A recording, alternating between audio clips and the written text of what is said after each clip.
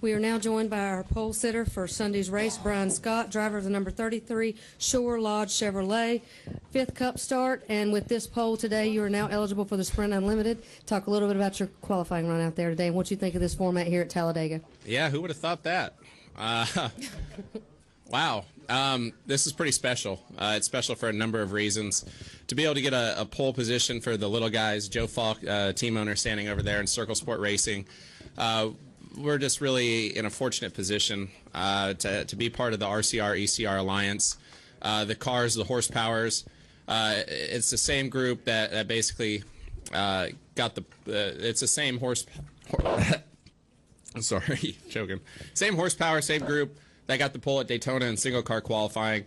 I think it speaks volumes for the shop and the effort that those guys are putting forward, both under the hood and across the body. These Chevy SSs, I guess, have what it takes when it counts at these super speedways.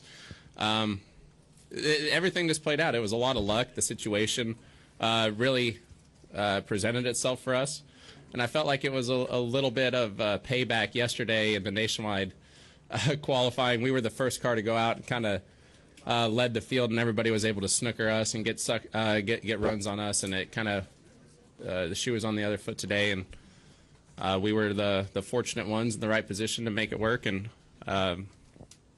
guess go faster than everybody else.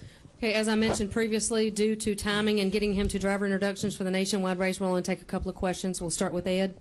Ed Hinton, ESPN.com. Brian, there you are on the pole, but also, like you say, this is on your 5th Cup race. Starting on the pole with all that bunch behind you at this place, is that a good thing? Or is it better or worse than if you were starting on the pole at someplace else like an intermediate track? That's a good question. I'm not sure. I know that I've got that dreaded yellow stripe on my back bumper, and that's going to make people kind of try to run away from me like the plague, but hopefully they see that we have a fast car. We're going to have a good pit stall, good pit selection. Hopefully we can stay up front all day and work and learn from the Cup guys, and maybe they can gain a little faith in us and in what we're capable of doing, so we can be around and have some friends coming into this race. Also, one other quick thing about the plan for the Alliance. Menard said he passed you on the next to last lap and thought he had it, didn't think y'all would complete another lap. In this Alliance and this vast game plan, are you sort of the surprise in the Alliance's game plan in a way?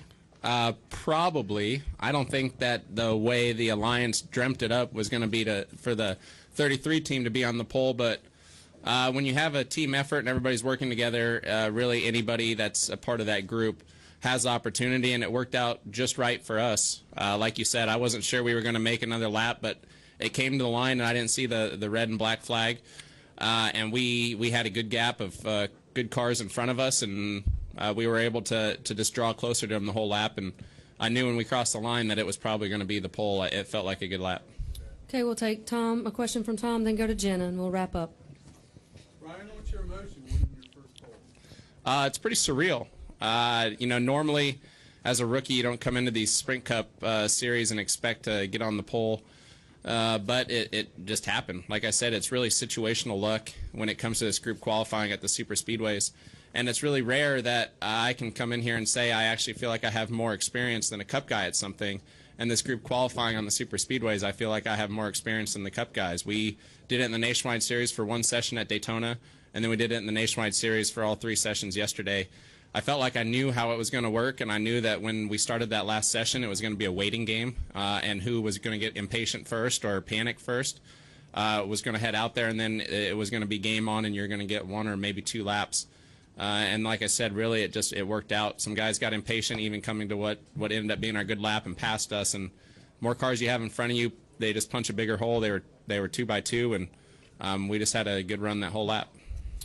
We'll take our final question for our Aaron's 499 pole sitter. Jenna, go ahead. Jennifer, AP. Menard kind of talked us through that he volunteered to be last. You were going to be first. Newman was going to be first. You were in the middle with the goal to get you in the race. So what was your understanding of your role and instructions? And then also, Dale Jr. tweeted to you congratulating. He said, but you'll be more of a target on the paintball course, I'm afraid. Layer up. Do you take that as an ominous warning? No. Well, our plan was to just work with the team and to do what the team was doing. We knew kind of what order and where we were supposed to fall in. And as we started coming around, we were dragging brake, and we were really trying to get spacing and get drugged back to where Newman had the run and the situation that he liked. So I was dragging back, and we were even coming to the line kind of still waiting. And Menard was supposed to be behind me, and he kind of went around me and got a run. I guess he didn't feel like we were going to get another lap, but really that just played out to our benefit where he was up there, and we were able to get a better sniff of air on everybody.